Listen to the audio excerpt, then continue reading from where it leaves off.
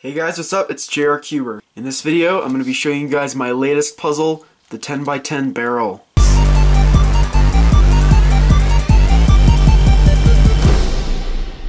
So, this is my latest creation. I've been working on this 10x10 barrel for well over a year now. I started working on it literally just after I posted the review of it, and then I got a ways into the extending process, and then I stopped for about a year actually, and then just a few weeks ago actually I picked it up and finished the extending, barreled it, and finished the pieces and painted and stickered it and everything. So this is the result, and it's absolutely massive, and it is beautiful. It is absolutely incredible. I use my regular shades, which is white, fluorescent yellow, fluorescent orange, fluorescent green, regular red, and sky blue from the Cubicle. Now this puzzle has been extended from a regular 10x10. If you do not extend, you actually cut into the mechanism on this puzzle. It doesn't just become unstable, you actually cut directly through the core. So you can't barrel it without extending it. And now you can see how much I've extended it. It's not that much, but it's enough. And I actually cut it close by cutting into the mechanism by about 1 millimeter. So I got really lucky because I was just sort of estimating how much I'd have to extend by. But it's actually really stable. It's none of the pieces are loose, and it's an extremely stable puzzle. I actually just finished stickering this like an hour ago. I haven't scrambled it or anything, so I really have just finished it. But so I want to scramble it in this video, of course, but before we do that, I want to show you a size comparison. Here's the 5x5 barrel, and it just feels like a little toy. I mean, it doesn't feel like really anything, you know, after using this. And then here's a 3x3. So it's really massive. And the turning of this puzzle, which I bet you all want to see, is incredibly good. It turns absolutely amazing. It actually turns better now than it did like before I started the mod. When it was just a regular 10x10, it never turned this good. And I think that might be something to do with the stock lube that's in the puzzle, since there's none of it in it now. Could cause it to turn better. I did lube the core, not the actual like screws and springs, but I lubed the centers and stuff.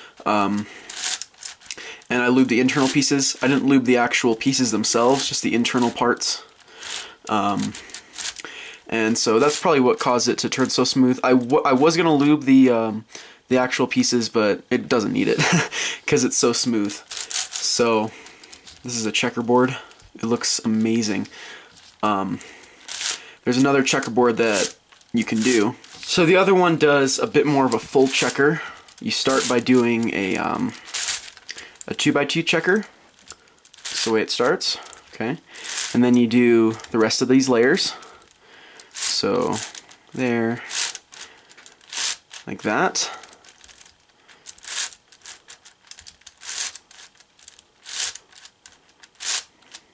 And once that's done, then you do the rest of these. So you don't do the middle, but you do all the other ones.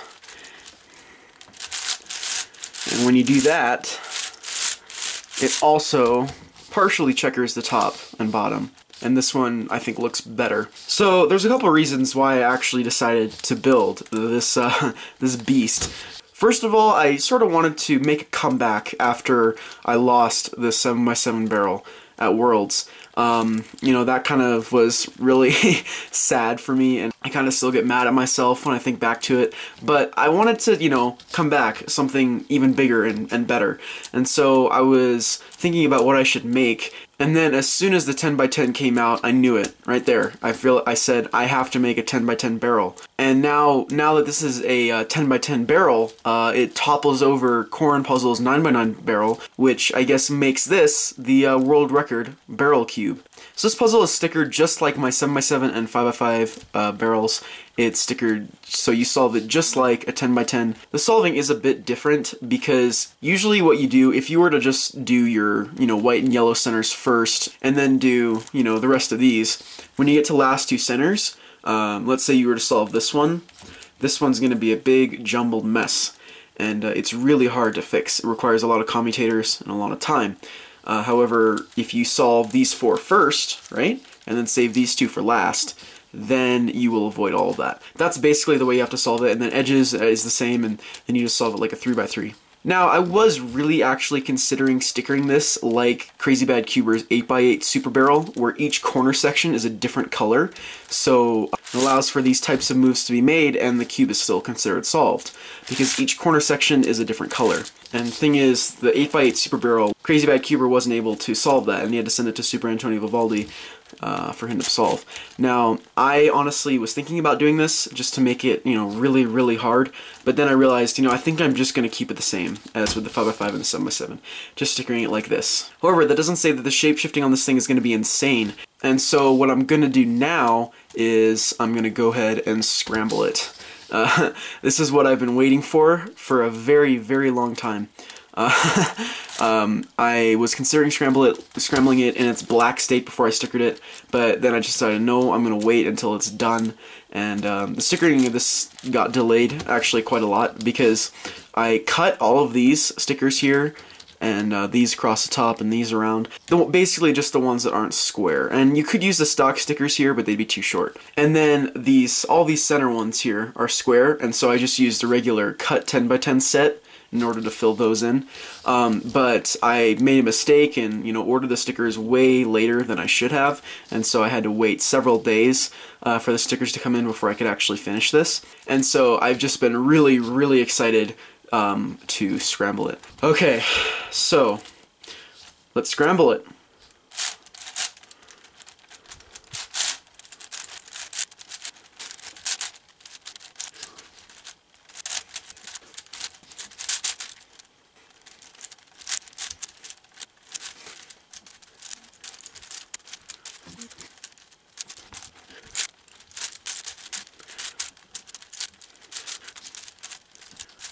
Okay, so I think that is a pretty sufficient scramble. This is absolutely mind-boggling, just to look at it. It's the most jumbled mess I have ever seen. This is really intense. The extensions just make for more shape-shifting. Alignment is a bit of an issue. When it's this much of a mess, it's sort of hard to see where, when everything's aligned and when you can make the next turn. Well, I am going to solve this, and then I'm going to come back and I'm going to just tell you guys more about this puzzle. And I also want to explain more on how I built it, and just show you some more of that. So I'll be back after I've solved it. So I'm back, I've solved the puzzle, and I'll tell you right now, it was actually a lot harder to solve than I thought. What's interesting about this puzzle is that while it is stickered just like a 10x10, it acts like a super cube, at least on these 4 sides here. Because since the center is curved, it basically means that every single piece has one location and one's location only. So I can't take pieces and switch them in their specific spots and have it still be a perfect round surface. So because of that, the solving was a bit confusing for me at first, but I did time it, and I got around a 2-hour solve, which is actually not bad, considering my best timed solve for a regular 10x10 was like an hour and a half. So it wasn't that much of a time gain, and I've only solved it once. That was the first solve, and I was just getting used to the pieces and the shapes and everything, so the next solve I do, it'll probably be a lot faster. And that one, I'm going to time-lapse, and I'm going to post a time-lapse of that and a full-time solve, just so you guys can really see how nice the turning of this puzzle is, because it actually has gotten a bit nicer. It's just smoothed out, but the shapes on this thing are crazy. If you guys followed me on Instagram, then you saw this puzzle scrambled before I uploaded this video. It looks absolutely incredible. So what I want to do now, just to finish up this video, is talk about how I built this puzzle. And so the first thing I want to talk about is the extension method that I used. And it wasn't that great of an extension method. I have since found a much better one that would have worked way more effectively, and I wouldn't have had to disassemble and assemble this 3 times, which is what I ended up having to do. It could have been reduced down to just 1 disassembly and 1 assembly. Basically, all of these layers here are the ones that have been extended. And I extended it using 1.5mm plastic sheeting. And the way I measured the extensions was, for these rows, I just used one layer of plastic sheeting to extend it. So I just glued one piece on and then sanded it to fit. For here, I glued on 2 layers of plastic sheeting, and here I glued on 3. That way it would already give it a slightly bit of a angled, curved surface, so that it would give me a bit of a place to start when barreling it. However, the problem with that is that for these 2 and 3 layer rows, what I would do is just cut little tiny segments of the plastic sheeting and glue them on just to get the correct height of the piece. And then I would fill it in with epoxy sculpt to get that, you know, sturdiness and stability. And there's nothing wrong with that. The extending method itself is not bad, especially when you're really looking for specific heights on all of the pieces. However, where I really didn't do it properly was when I disassembled it in order to make the extensions. Now, it was only after I was well into the extending process that I found out that you don't have to disassemble it to make the extensions. And I found out this extending method through Corin Puzzle, who isn't really active anymore, but he's the one that built the 9x9 barrel. And he made this tutorial that I found after I was too far into the extending process to go back and do it, where you would make a grid of cards on the pieces that you'd want to extend, so like playing cards, and you would make a grid and then put it into the layers, and then it would give you these nice easy holes on the pieces that you could just fill with epoxy sculpt. When I would take it apart, I would have to sand it and make sure everything was smooth and stuff, but it would require much less sanding than was required for doing the extensions this way, because when it was disassembled, this was the first time I've ever extended something, and I really didn't do a good job at it, and I kept screwing up the extensions and sanding too far or not sanding enough, so that when I put it back together there would be big old gaps and pieces that were too big or too small, and so it really took a long time to get the extensions right. And if I did it all when it was assembled, I could see how the pieces looked next to each other and make sure I was getting the perfect square shapes. However, for the first time of me extending something, I think it turned out really nice, even though it did take a really long time to get the extensions to my liking. So what I want to do now is show you guys a montage of me building this puzzle. I took a bunch of pictures. You see, I started making this puzzle and I started making the extensions, you know, right back when I first got this cube. But after I was a ways into the extensions, I was getting really discouraged with how bad I was doing and how much I was screwing up. And that's when I stopped for like a year, because I just, you know, was losing interest in actually finishing the cube. And so all the photos that you're gonna see are after I had finished sanding, like roughly sanding the extensions, and that's when I started taking pictures, and that was a few weeks ago when I actually picked this back up again and started working on it. So I'll show you guys that montage, and then it'll end with a time lapse of me stickering it, and then that'll be the video.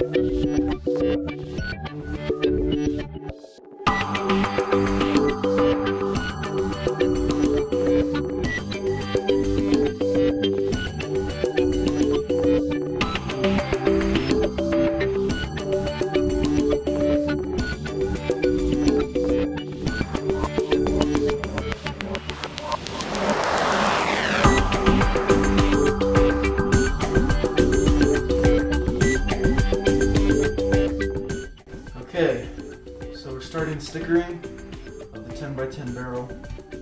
This is my template for all of the stickers that are not square. This is my stencil basically for just all of these and these around. So, but all these square ones here, I'm not going to be cutting. So, let's get started. I've got my sticker sheets here, so let's do this.